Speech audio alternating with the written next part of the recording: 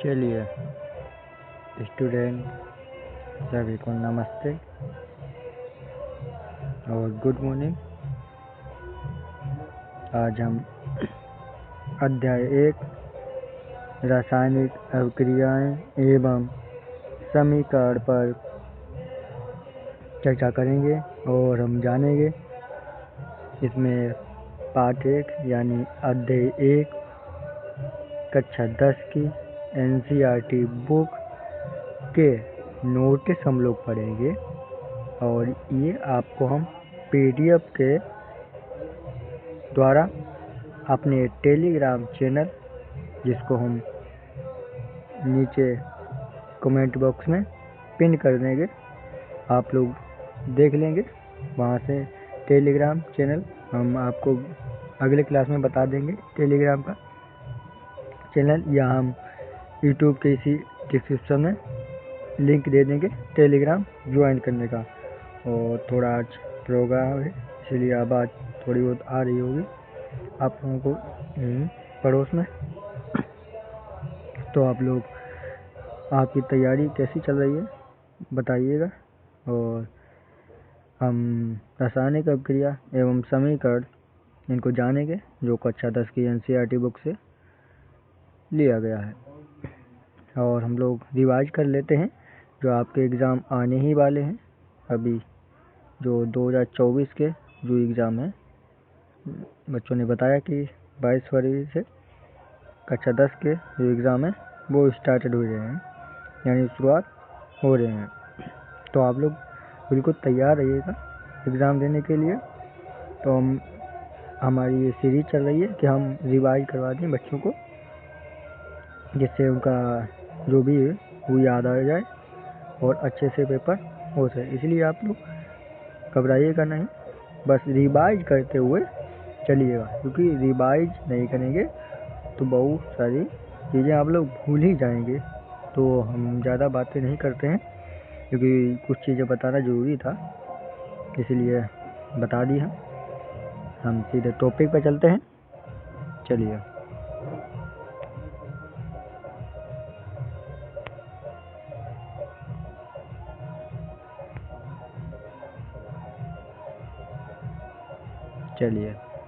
हम लोग पढ़ते हैं और जानते हैं ये रासायनिक अभिक्रियाएं एवं समीकरण अध्याय 1 पाठ 1 से। ऐसे परिवर्तन जिसमें नए गुणों वाले पदार्थों का निर्माण होता है, यानी परिवर्तन ऐसे कुछ चेंजिंग होते हैं इसमें कोई भी चीज़ उसमें नए गुण वाले पदार्थ, यानी उसमें नए गुण आएंगे मिलकर। ओबियसली ये कि जो चेंजिंग होगा तो हम लोग कुछ नए गुण मिलकर दिखेंगे नहीं, यानी उसमें कुछ कड़वाहट दिख सकती है, कुछ मिठास दिख सकती है, कुछ तीखा हो सकता है। कोई भी चीज़ हमने उसमें चेंजिंग किया तो रासायनिक देखना है, हमें क्या देखना है, रासायनिक कोई भी चेंजिंग, जैसे उसमें गैस निकली या गैस नहीं निकली या उसका पानी बन गया, तो जब क्या है नए गुण उसमें निकल के आएंगे, है ना। क्या निकल के आएंगे? नए गुण निकल के आएंगे। जब कह रहा है ऐसे परिवर्तन जिसमें नए गुणों वाले पदार्थों का निर्माण होता है, यानी नए गुण निकल के आएंगे पहले से, अब नए गुण निकल के आएंगे तो वही रासायनिक परिवर्तन कहलाएगा। उसे रासायनिक अभिक्रिया कहते हैं, है ना। क्या कहते हैं? रासायनिक अभिक्रिया। ओबियसली ऐसे परिवर्तन जिसमें नए गुणों वाले पदार्थों का निर्माण होता है उसे रासायनिक अभिक्रिया कहते हैं। अब आप लोगों को याद हो गया होगा, कोई भी चीज़ है, आप देखिए हमने इसमें मान लो क्या ले लिया, पानी ले लिया, है ना। गिलास में हम पानी ले लें और क्या डाल दें, चीनी डाल दें, चीनी डाल दें पानी में, तो क्या है, भौतिक प्रक्रिया हुई, यानी भौतिक चेंजिंग हुई। भौतिक में चेंजिंग ज़्यादातर नहीं हुई, हमें भौतिक में मालूम नहीं चला तो उसे हम देख सकते हैं कि भौतिक रूप से कोई चेंजिंग नहीं, रासायनिक रूप से चेंजिंग का क्या हो गया। अब पानी मीठा हो जाएगा, है ना, पीने में पानी मीठा हो जाएगा ना। अब गुड़ में चेंजिंग आ गया, है ना। तो यही है, आप लोगों को कुछ कठिन इसमें नहीं पढ़ना है, कठिन तो आगे जाकर पढ़ना है, कुछ जानना है बस। आपको कुछ जानना है तो यही रासायनिक परिवर्तन होता है, ये नए गुण बनते हैं। गुण समझ गए? ठीक है, समझते हो? गुण यानी कोई भी चेंजिंग, अब उसमें नए गुण देखेंगे। पहले गुण थे, अब उसमें बदलाव होंगे, नए गुण आएंगे। चलिए दूसरा पढ़ते हैं। ऐसे पदार्थ जो किसी रासायनिक अभिक्रिया में हिस्सा लेते हैं उन्हें अभिकारक कहते हैं। यानी जो भी रासायनिक अभिक्रिया में भाग लेते हैं उन्हें अभिकारक कहते हैं। क्या कहते हैं? अभिकारक। अभिकारक क्या होते हैं? इसमें गिलास में पानी है और हमने चीनी भी डाली तो क्या है? अभिकारक हुए ना। तो पानी और चीनी क्या है? यानी जब रासायनिक अभिक्रिया हुई किनके बीच हुई? पानी और चीनी के बीच, तो सब क्या कहलाए? अभिकारक। ये क्या कहलाए? अभिकारक। जो भाग लेते हैं रासायनिक अभिक्रिया में वही अभिकारक है। कह रहा ऐसे पदार्थ जो किसी रासायनिक अभिक्रिया में हिस्सा लेते हैं उन्हें अभिकारक कहते हैं। वो भी इसलिए क्या कहते हैं? अभिकारक कहते हैं। जो भी रासायनिक अभिक्रिया में हिस्सा लेते हैं पदार्थ क्या कहलाते हैं? अभिकारक कहलाते हैं, है ना। क्या कहलाते हैं? अभिकारक। वो छोटी छोटी चीजें हैं। अब दूसरा कह रहा है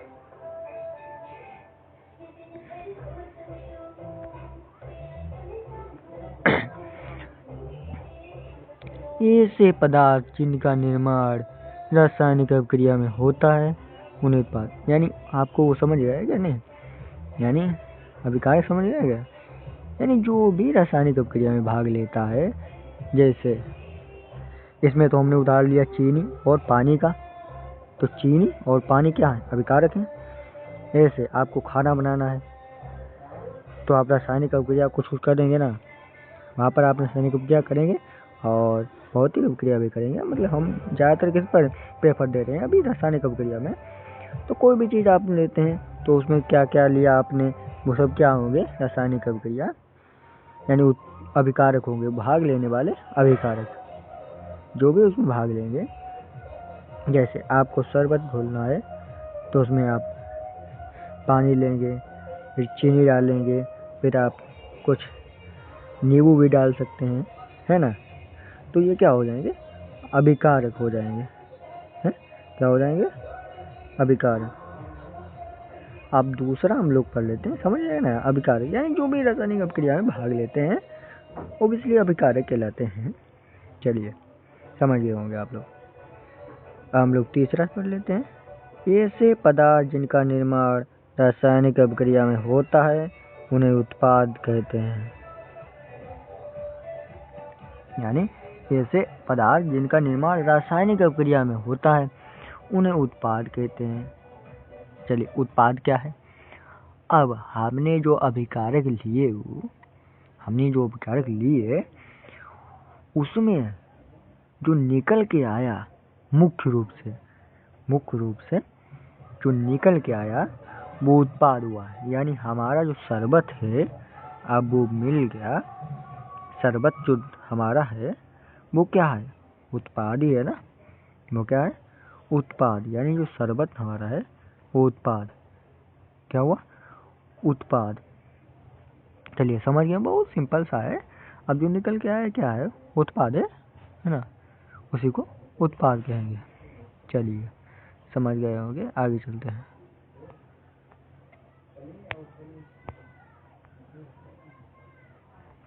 अब उदाहरण देखिए, आप उदाहरण देखिए, उदाहरण दिए गए हैं। ये रासायनिक अभिक्रियाएं किन किन में देखी जा सकती हैं। तो पहला उदाहरण है भोजन का पाचन। भोजन का पाचन यानी भोजन का पचना। भोजन का पचना, तो हम खाना खाते हैं उसके अंदर जो भी रासायनिक क्रियाएं होती हैं, क्योंकि उसके अंदर ज़्यादातर रासायनिक क्रियाएं ही होती हैं, तो छोटे छोटे टुकड़ों में अम्ल, क्षार और अन्य कई हार्मोन्स तो नहीं लेकिन एंजाइम निकलते हैं जो खाना को पचाते हैं। क्या निकलते हैं? एंजाइम। वो क्या है? रासायनिक अपक्रिया करते हैं। एंजाइम भोजन पर रासायनिक अपक्रिया करते हैं और छोटे से छोटे टुकड़े को तोड़ते हैं। छोटे से छोटे टुकड़े को तोड़ते हैं जो फिर अवशोषित क्षुद्रांत द्वारा कर लिए जाते हैं। आगे हम पढ़ाएंगे पाचन, तो आप समझ लेंगे, है ना। पाचन पढ़ाएंगे तो हम समझेंगे वहाँ पर कि कौन से हार्मोन्स या एंजाइम क्या होते हैं, यहाँ पर समझिए। तो रासायनिक यानी भोजन, हम लोगों को जो पाचन होता है, भोजन का पचना शरीर में, तो रासायनिक क्रिया विधि ही द्वारा पाचन होता है ना। दूसरा उदाहरण बताया है श्वसन। श्वसन तो आप लोग श्वसन शब्द ही बता रहा है कि श्वसन यानी सांस लेना। श्वसन सांस लेना और छोड़ना, लेना और छोड़ना, ये क्या है? एक रासायनिक प्रक्रिया है। क्या है? रासायनिक प्रक्रिया है। तो हम लोग ऑक्सीजन लेते हैं और CO2 यानी कार्बन डाइऑक्साइड छोड़ देते हैं, है ना। कार्बन डाइऑक्साइड छोड़ देते हैं और अंदर जो प्रोसेस चलता है, ग्लूकोज बनता है और वगैरह जो भी उपापचयन अपचयन होता है, वो सब रासायनिक क्रिया में आता है ना। तो रासायनिक क्रिया में आता है, उसका लेन देन होता है फेफड़े में, यानी ट्रांसप्लांट होता है, ऑक्सीजन अंदर जाती है और कार्बन डाइऑक्साइड बाहर निकलती है। तो ये भी रासायनिक अवक्रिया का एक उदाहरण है। और तीसरा है लोहे पर जंग लगना। लोहे पर जंग लगना, ये तो आपने बहुत ही देखा होगा, आपके साइकिल पर लोहे की या कोई भी धातु उस पर जंग लग जाता है। धातु नहीं तो वह लोहा, वैसे तो सब धातुओं पर कुछ ना कुछ परत चढ़ जाती है, तो मुख्य रूप से धातु पर यानी लोहे पर जंग लग जाती है। धातु पर तो नहीं, लोहे पर। धातुओं पर अलग अलग प्रकार के परत चढ़ती है, जैसे किसी पर नीली, किसी पर काली परत। लोहे पर जंग लगती है जो कुछ भूरा लाल कलर की होती है ना। तो वो भी रासायनिक क्रिया है जो ऑक्सीजन के साथ लोहा क्रिया कर लेता है नमी के द्वारा। चलिए, चौथा है मैग्नीशियम फीते का जलना, यानी मैग्नीशियम का फीता है, उसको जलाते हैं तो मैग्नीशियम ऑक्साइड में मिलता है। क्या मिलता है? मैग्नीशियम ऑक्साइड मिलता है हम जब मैग्नीशियम फीते को जलाते हैं। फीता टाइप का होता है, मैग्नीशियम बहुत ही तेज जलता है, जब उसमें पानी डालो तो तेज ही जलने लगता है। तो मैग्नीशियम फीते का जलना बहुत चमकदार होता है। मैग्नीशियम का फीता मैग्नीशियम ऑक्साइड बना देता है ना। आप लोग देखा होगा, और नहीं देखा है तो आप वीडियो में देख लेना, सर्च करना मैग्नीशियम फीते का जलना। पांचवा है दही का मरना है, यानी दही में लैक्टोबाइसिलस जो होते हैं जीवाणु, वो दही में यानी जो रासायनिक प्रक्रिया अपनी करना शुरू कर देते हैं, दही बन जाती है, दूध से दही बन जाती है। आप लोग बताएंगे जीवाणु का नाम, ठीक। यानी दही भी एक रासायनिक क्रिया है। क्या है? रासायनिक प्रक्रिया या क्रिया है। चलिए आगे चलते हैं। हम लोग देख लेते हैं प्रेक्षण। रासायनिक अपक्रिया के प्रेक्षण, यानी हमें कौन सी चीजें जो रासायनिक क्रिया में दिखाई देगी। जब रासायनिक क्रिया होगी तो उसमें आउटपुट क्या है, यानी निकल के क्या है, कौन सी हम चीजें देख सकते हैं। रासायनिक प्रक्रिया हुई यानी क्रिया हुई, रासायनिक क्रिया हुई तो उसमें हम क्या देख सकते हैं, तो उसमें देख सकते हैं अवस्था में परिवर्तन। अवस्था जानते हो? ठोस,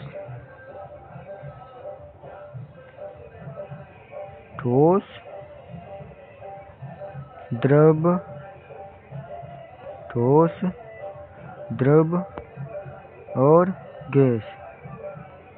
ठोस, द्रव और गैस। ठोस, द्रव, गैस, ये क्या है? अवस्था है। या तो ठोस होगी कोई चीज़ या द्रव होगी या फिर गैस होती है, और कुछ 2 और होती है अवस्थाएं, मगर उस पर आपको जाने की ज़रूरत नहीं है। आप इतना ही पढ़िए, ठोस, द्रव और गैस। यानी अभी तक आप इतना ही जान लीजिए, ठोस अवस्था, द्रव और गैस। ये ठोस, द्रव, गैस आपको पता ही होगा। यानी ठोस क्या होती हैं, जिसके घनत्व बहुत ज़्यादा होता है, ठोस है। और द्रव जो हम लोग पानी मान सकते हैं, और गैस तो हमारे वातावरण में पाई जाती है। तो ठोस, द्रव, गैस ये क्या है, अवस्थाएं। या तो ठोस में चेंजिंग होगी, या द्रव में, या गैस में, है ना। ये हो सकते हैं, या रंग में परिवर्तन, या रंग में परिवर्तन, रंग में चेंजिंग हो सकती है, कलर चेंजिंग। ये क्या निकल के आएंगे, आउटपुट, इन्हें प्रेक्षण हम देख सकते हैं। तीसरा है तापमान परिवर्तन, यानी टेम्परेचर में चेंजिंग को देख सकती है, टेम्परेचर में चेंजिंग दिख सकती है, यानी तापमान में भी चेंजिंग दिख सकती है। चौथा है गैस का उत्सर्जन, यानी हमें गैस प्राप्त हो सकती है, गैस निकल सकती है। यानी जब रासायनिक क्रिया होगी तो उसमें गैस भी निकल सकती है। चलिए, ये समझ गए होंगे, बहुत सिंपल सा है, कुछ ज़्यादा कठिन नहीं है, बस समझने का थोड़ा प्रयत्न करिएगा। चलिए, रासायनिक परिवर्तन को प्रदर्शित करना। हम रासायनिक परिवर्तनों को कैसे, रासायनिक चेंजिंग होती है उसको कैसे प्रदर्शन करते हैं। पहले हम समझ लेते हैं शब्द समीकरण से, फिर हम रासायनिक समीकरण से समझ गए। ठीक, इसमें ले रखी है जिंक इसने, और प्लस में सल्फ्यूरिक अम्ल, zinc Zn plus H2SO4, zinc plus H2SO4, यानी जिंक ले रखी है, जिंक वही जिंक आपने देखी होगी, खाद वगैरह डालते हैं, जिंक उसमें लिखा होता है, प्लस सल्फ्यूरिक अम्ल, यानी ये अम्ल है खट्टा, और ये अभिकारक है। क्या है, अभिकारक, ये लिखा है नीचे अभिकारक। इसे अभिकारक को लेफ्ट हैंड साइड में रखते हैं, तो उसे लेफ्ट LHS, आप लोग देखेंगे LHS लिखा है, LHS, तो left hand side, LHS, left hand side, LHS, तो LHS यानी लेफ्ट हैंड साइड क्या होते हैं, अभिकारक। लेफ्ट हैंड साइड में क्या होते हैं, अभिकारक होते हैं, और अभिकारक में इन्होंने ले रखा है उदाहरण के तौर पर जिंक और सल्फ्यूरिक अम्ल को। ये लोग क्रिया कराएंगे, यानी रिएक्शन कराएंगे जिंक और सल्फ्यूरिक अम्ल का। तो हमें उत्पाद में क्या मिलेगा, उत्पाद